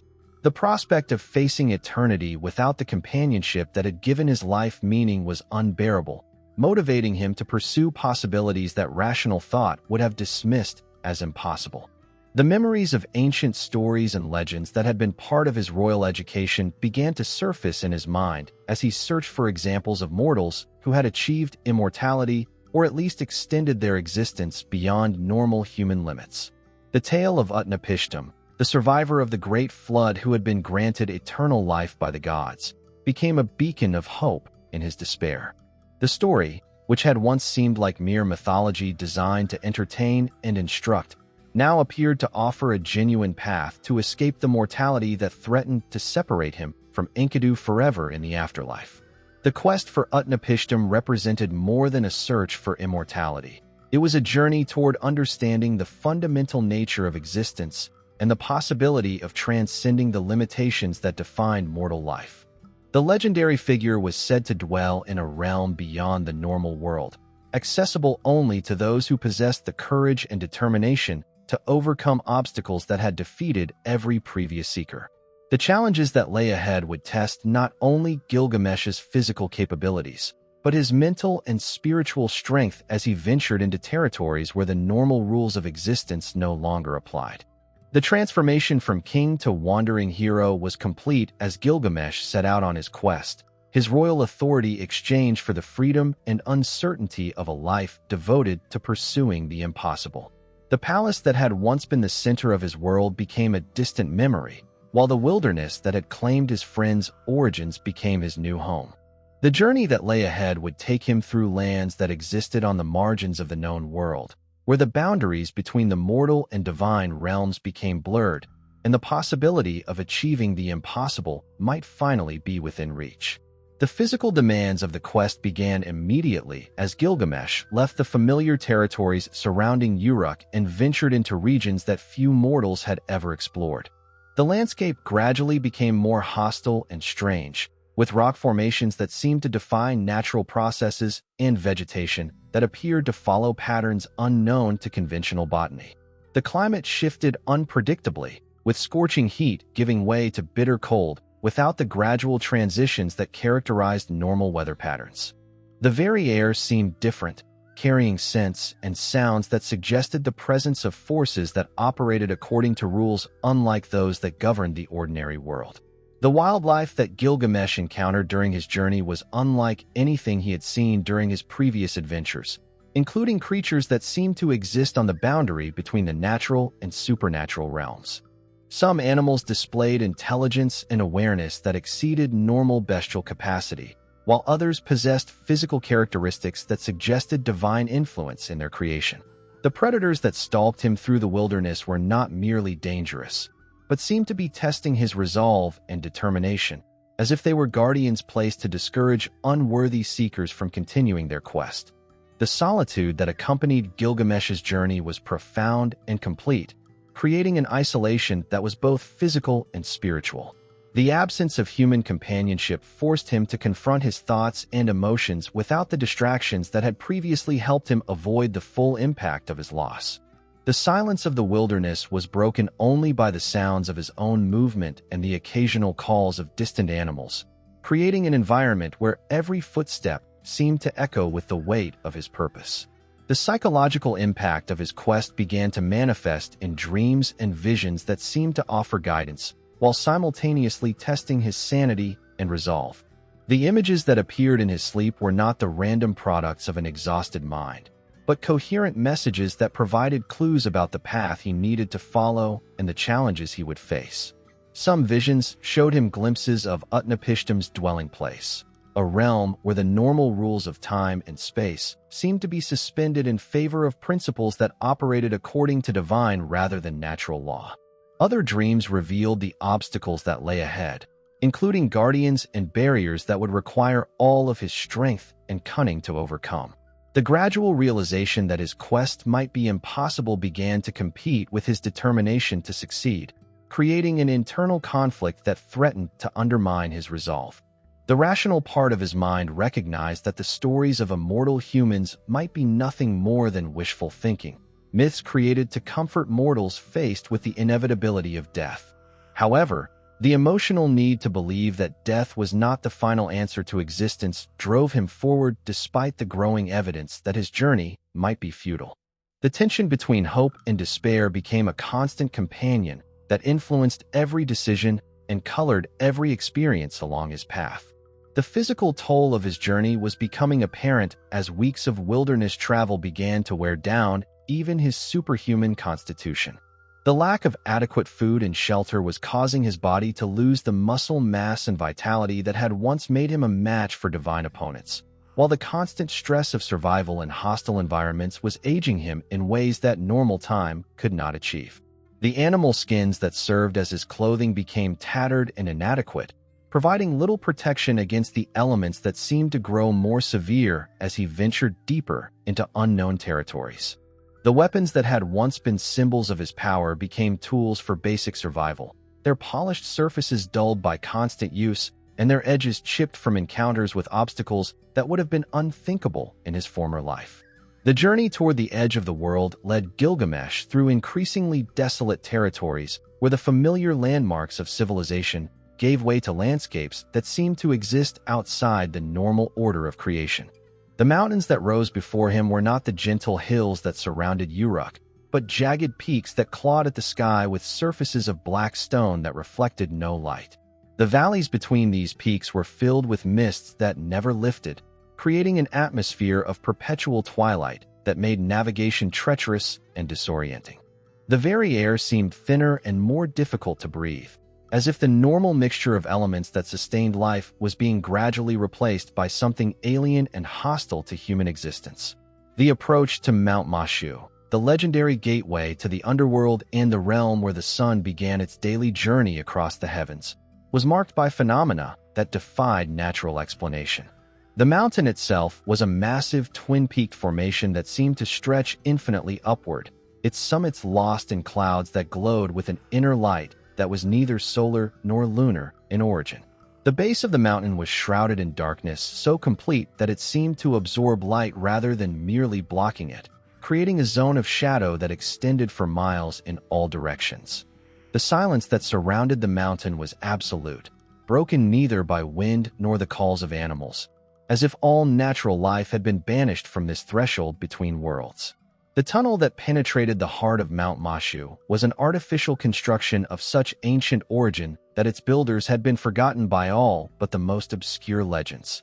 The entrance was a perfect circle carved into the living rock, its edges smooth and precise in a way that suggested divine rather than mortal craftsmanship.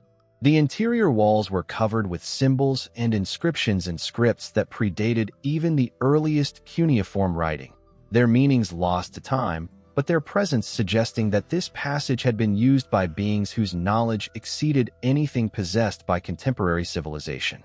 The tunnel stretched into darkness so profound that even the most powerful torches could penetrate only a few feet before their light was swallowed by the consuming blackness. The scorpion men who guarded this passage were beings that existed on the boundary between the natural and supernatural realms, their forms combining human intelligence with the predatory instincts of their arachnid namesakes. Their bodies were humanoid from the waist up, with muscular torsos covered in chitinous plates that gleamed like polished bronze in the dim light that emanated from their own supernatural essence.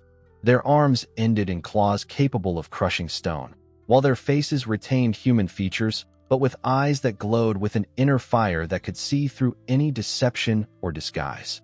From the waist down, their bodies were those of enormous scorpions, with segmented tails that curved over their backs and terminated in stingers that dripped with venom capable of killing gods. The encounter with these guardians required Gilgamesh to demonstrate not only his physical courage, but his understanding of the cosmic forces that govern the boundary between life and death. The scorpion men did not attack immediately, but instead subjected him to a form of interrogation that tested his knowledge of divine law and his worthiness to enter the realm beyond mortal existence. Their questions were not spoken aloud, but communicated through a form of telepathic contact that allowed them to examine his thoughts and motivations directly. The process was invasive and uncomfortable, as if his mind was being dissected by alien intelligences that operated according to principles he could not comprehend. The revelation of Gilgamesh's divine parentage through his mother, Nin-sun, was what ultimately convinced the Scorpion Men to grant him passage through the tunnel. His semi-divine nature marked him as one of the few mortals who possessed the inherent qualities necessary to survive the journey through the mountain's heart and emerge into the realm where normal physical laws no longer applied. However, the Guardians warned him that divine heritage alone would not guarantee his success, as the path ahead would test aspects of his character that had nothing to do with strength or royal authority. The journey through the tunnel of Mount Mashu was an ordeal that lasted 12 hours of absolute darkness, during which Gilgamesh had to navigate by touch and instinct through passages that seemed to shift and change around him. The walls that had appeared solid and permanent at the entrance became fluid and unpredictable, sometimes narrowing to the point where he had to crawl on his hands and knees, other times opening into vast chambers where his footsteps echoed for minutes before the sound finally faded.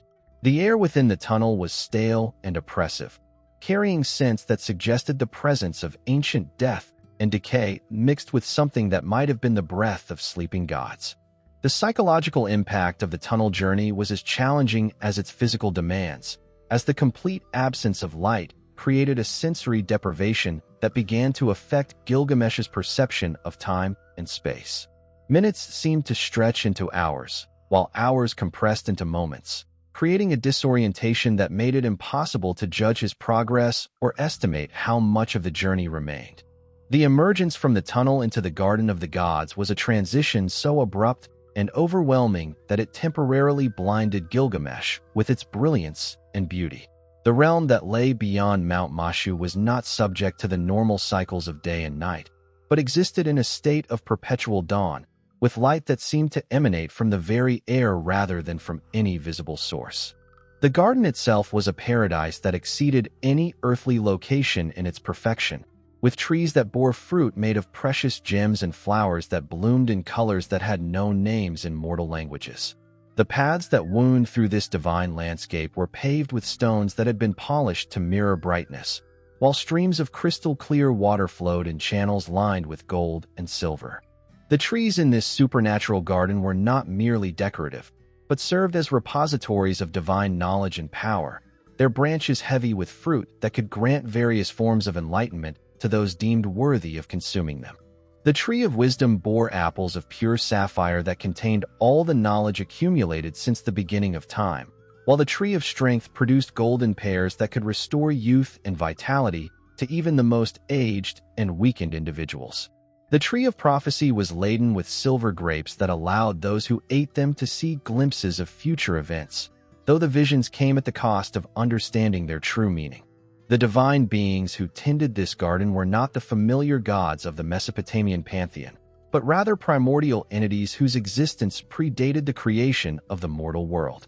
These beings appeared as figures of living light, whose forms shifted and changed according to principles that mortal minds could not comprehend, sometimes appearing as humans of impossible beauty and other times manifesting as geometric patterns that hurt to look at directly.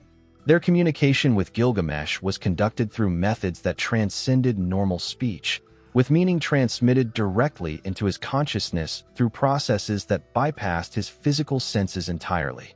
The guidance that these divine gardeners provided was cryptic and indirect, offering hints about the location of Utnapishtim's dwelling without providing explicit directions that would make the journey too easy.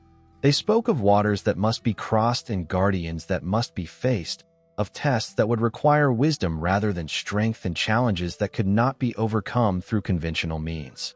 Their words carried warnings about the futility of seeking immortality, while simultaneously suggesting that the quest itself might serve purposes beyond the seeker's original intentions.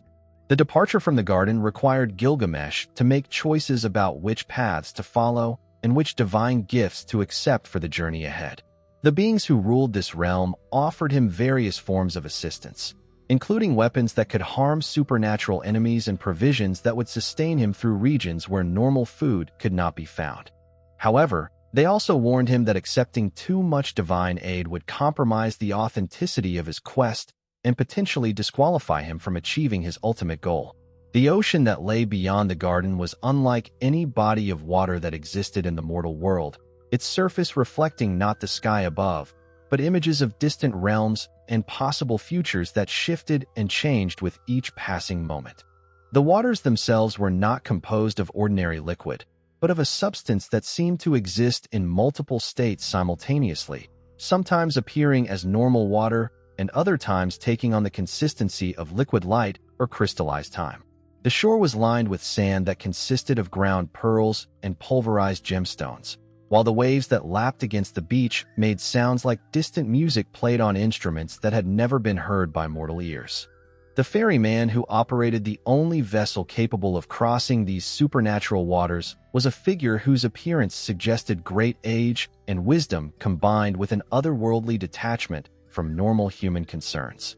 His boat was constructed from materials that did not exist in the mortal realm, with a hull that seemed to be carved from a single enormous pearl and sails woven from threads of pure moonlight. The craft moved not through conventional propulsion, but by responding to the ferryman's will, gliding across the water's surface without creating any disturbance or wake that would indicate its passage. The crossing of the waters of death required Gilgamesh to demonstrate his worthiness through actions rather than words, as the ferryman subjected him to tests that revealed the true nature of his character and motivations. The journey across the supernatural ocean was not merely a matter of transportation, but a form of purification that stripped away the accumulated influences of mortal existence and prepared him for the encounter with immortality that awaited him on the far shore. The process was both physically and spiritually demanding, requiring him to maintain his focus and determination while surrounded by visions and temptations that could easily have led him astray from his purpose. The island where Utnapishtim dwelt existed in a state of temporal suspension that made it immune to the normal processes of change and decay that affected the rest of creation. The landscape was perfectly preserved in the condition it had possessed at the moment of the Great Flood's end, with every tree and stone exactly as they had been when the waters receded and dry land appeared once again. The air itself seemed to be filled with the memory of that ancient catastrophe, carrying scents of rain and mud mixed with the lingering traces of divine wrath that had nearly destroyed all life on earth. Utnapishtim himself was a figure of profound dignity and sadness, his appearance reflecting the weight of centuries spent in isolation from the world he had once known. His physical form showed no signs of aging or decay, but his eyes held the accumulated sorrow of someone who had witnessed the destruction of everything he had once held dear. His clothing was simple and practical, made from materials that had been common before the flood but had since become extinct in the changed world that emerged from the catastrophe. His movements were deliberate and careful, as if he was constantly aware of the fragility of existence and the need to treat every moment with appropriate reverence. The account of the Great Flood that Utnapishtim shared with Gilgamesh was not merely a historical narrative, but a profound meditation on the relationship between divine justice and human suffering. The story began with the gods' decision to destroy humanity due to their excessive noise and general corruption, a judgment that reflected the deities' growing frustration with the chaos and violence that had come to characterize mortal civilization. The divine council's deliberations had been lengthy and contentious, with some gods arguing for complete annihilation while others advocated for more selective punishment that would preserve the possibility of human redemption. The selection of Utnapishtim as the sole human survivor was based not on his moral superiority, but on his practical skills and his willingness to follow divine instructions without question or hesitation. The god Ea had chosen him because of his experience as a builder and his reputation for reliability, qualities that would be essential for the successful completion of the massive construction project that would preserve life through the coming catastrophe. The warning that Ea provided was delivered in coded language that required careful interpretation, as the god was technically violating the divine council's decision to keep the flood secret from humanity. The construction of the ark was a project that required not only enormous physical labor, but also precise attention to divine specifications that ensured the vessel would be capable of surviving the supernatural forces that would be unleashed during the flood. The dimensions that Ea provided were not arbitrary, but were calculated to create a structure that could maintain stability in waters that would be subject to forces far beyond those encountered in normal storms. The materials used in construction were not merely the finest available, but were specifically chosen for their ability to withstand the corrosive effects of divine wrath, made manifest in physical form. The gathering of animals and supplies for the Ark required Utnapishtim to make difficult decisions about which species and individuals would be preserved and which would be abandoned to the coming destruction. The divine instructions were specific about the need to maintain breeding pairs of all animal species, but the practical limitations of space and resources meant that many individual creatures would necessarily be left behind. The emotional toll of these selections was enormous, as Utnapishtim was forced to play the role of divine judge while knowing that his choices would determine the future composition of life on Earth.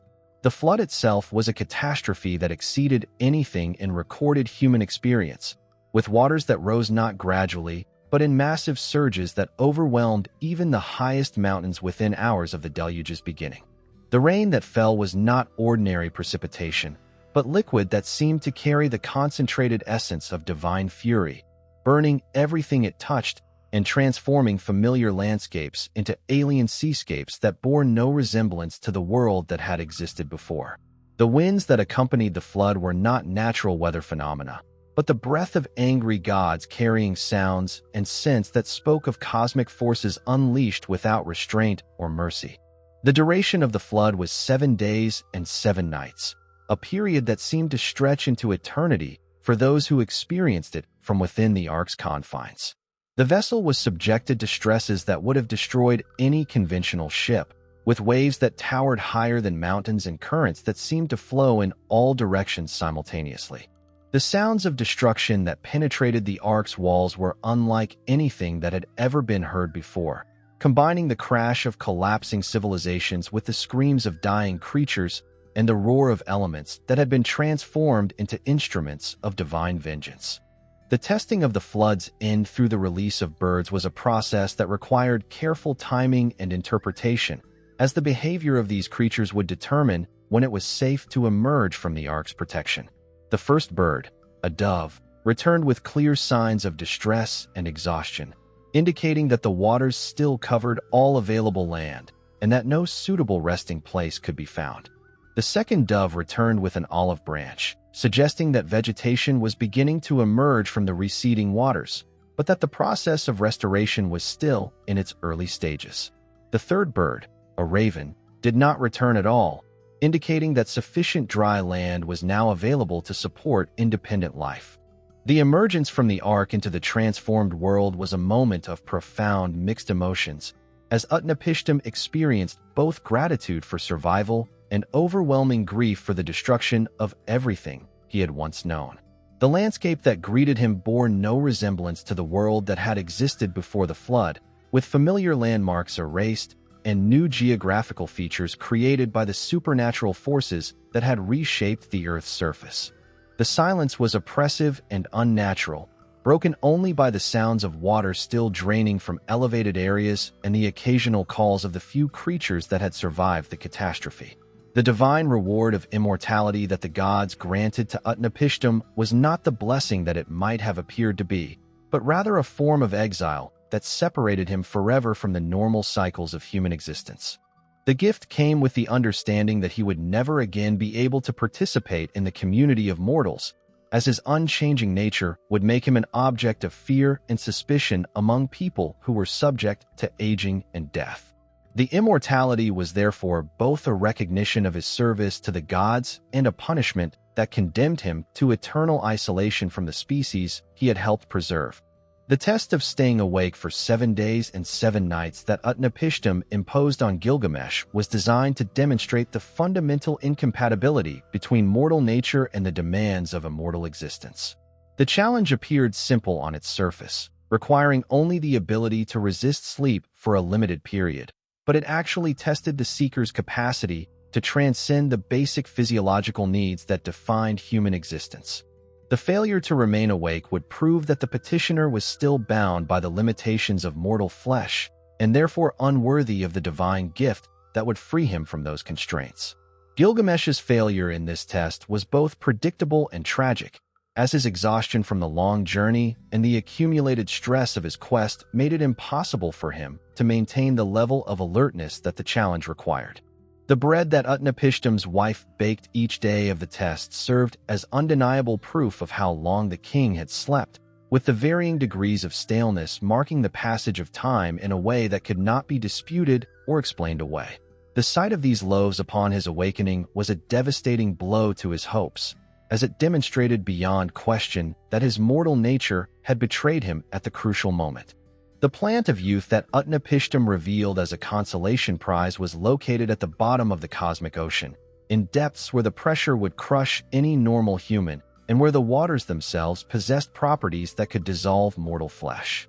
The plant itself was a thorny specimen that required careful handling to avoid injury, its surface covered with spines that could inflict wounds that would never heal properly. The extraction of this plant required Gilgamesh to demonstrate the same kind of desperate courage that had carried him through his previous adventures, diving into waters that existed at the boundary between the physical and spiritual realms. The successful retrieval of the plant represented a partial victory that offered hope for a different kind of immortality, one that would allow him to renew his youth periodically rather than achieving the complete transcendence of mortality that he had originally sought. The plant's properties were not permanent, but would need to be used repeatedly to maintain their effects, creating a form of conditional immortality that would require constant vigilance and careful planning. The possession of this treasure filled Gilgamesh with renewed hope and a sense that his quest had not been entirely futile, despite his failure to achieve his original goal. The loss of the plant to the serpent was a final cruel twist that demonstrated the ultimate futility of trying to escape the fundamental conditions of mortal existence. The snake that consumed the plant while Gilgamesh bathed was not an ordinary reptile, but a creature that possessed the wisdom to recognize the treasure's value and the cunning to steal it at the moment when the king's guard was relaxed. The serpent's immediate shedding of its skin after consuming the plant served as a visible demonstration of the regenerative power that Gilgamesh had briefly possessed and lost through his own carelessness. The return journey to Uruk was a time of profound reflection and gradual acceptance of the limitations that defined human existence.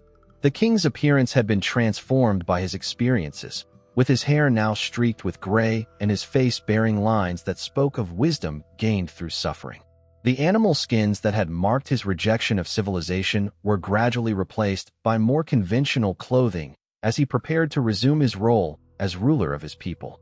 The weapons that had served him during his quest were cleaned and polished, ready to be used once again in the service of his kingdom rather than in pursuit of impossible dreams. The sight of Uruk's walls rising from the Mesopotamian plain was a moment of recognition that marked the end of his quest and the beginning of his acceptance of mortality as the defining characteristic of human existence. The city that had once seemed like a prison now appeared as a haven where he could find meaning and purpose within the constraints of finite existence. The people who had once been subjects to be dominated were now revealed as fellow travelers on the journey toward death, deserving of protection and guidance from someone who had learned the true value of the time that was given to all mortals. The wisdom that Gilgamesh brought back from his failed quest was not the immortality he had sought, but a deeper understanding of what it meant to be human in a world where death gave meaning to life and where the temporary nature of existence made every moment precious. His transformation from a king who had sought to transcend mortality into a ruler who embraced the responsibility of guiding his people through their brief time on Earth represented the true victory of his journey. The epic's conclusion reveals that Gilgamesh's greatest achievement was not his supernatural strength or his victories over monsters, but his ability to find meaning and purpose within the boundaries of mortal existence. The walls of Uruk that he had built, the cedar wood he had brought back from the sacred forest, and the just laws he would enact in his remaining years would all endure long after his death, creating a form of immortality that was both more genuine and more valuable than the divine gift he had originally sought. The story of Gilgamesh speaks to the universal human experience of confronting mortality and searching for meaning in the face of inevitable death. His journey from tyrannical king to grieving friend to wandering seeker and finally to wise ruler reflects the psychological and spiritual development that can emerge from the honest confrontation with life's fundamental limitations. The epic teaches that true heroism lies not in the pursuit of personal immortality, but in the acceptance of mortality and the dedication of one's finite time to the service of others and the creation of lasting achievements that will benefit future generations. The friendship between Gilgamesh and Enkidu demonstrates the transformative power of genuine human connection, while their separation through death reveals the precious and temporary nature of all relationships. The gods in the epic represent the forces of nature and fate that operate beyond human control, reminding us that even the greatest achievements and strongest friendships are subject to powers that transcend individual will and desire. Yet the story also shows that humans can find dignity and meaning through their responses to these limitations, choosing to act with courage, compassion, and wisdom despite the knowledge that all earthly achievements must ultimately come to an end. The Epic of Gilgamesh, preserved in the tablets discovered in Ashurbanipal's library and rediscovered by modern scholars, continues to speak to readers across the millennia about the eternal human struggle to find meaning in the face of mortality. Its themes of friendship, loss, the abuse of power, and the ultimate acceptance of human limitations remain as relevant today as they were 4,000 years ago when the story was first recorded in cuneiform script. The legacy of this ancient masterpiece extends far beyond its original Mesopotamian context, influencing literary traditions throughout the ancient world and providing a template for heroic narratives that continue to resonate with modern audiences. The epic's exploration of mortality, friendship, and the search for meaning in a finite existence addresses fundamental questions that define the human condition across all cultures and historical periods. The rediscovery of Gilgamesh by 19th-century archaeologists opened new windows into the earliest expressions of human consciousness and creativity, demonstrating that the concerns and aspirations that characterize our species have remained remarkably consistent across the vast expanse of recorded history. The story reminds us that the quest for meaning, the fear of death, and the need for connection with others are not modern innovations, but timeless aspects of human nature that have been explored and celebrated by storytellers since the dawn of civilization. In the end, the Epic of Gilgamesh offers neither easy answers nor false comfort, but rather the hard-won wisdom that comes from honestly confronting life's most difficult truths. It teaches us that mortality is not humanity's curse, but its defining characteristic, and that the acceptance of this limitation is the first step toward a life of genuine meaning and purpose. The story of the king of Uruk and his wild companion continues to inspire and challenge readers, reminding us that our time on Earth, however brief, offers countless opportunities for heroism, friendship, and the creation of lasting value that can outlive our mortal frames. Rents. The account of the Great Flood that Utnapishtim shared with Gilgamesh was not merely a historical narrative, but a profound meditation on the relationship between divine justice and human suffering.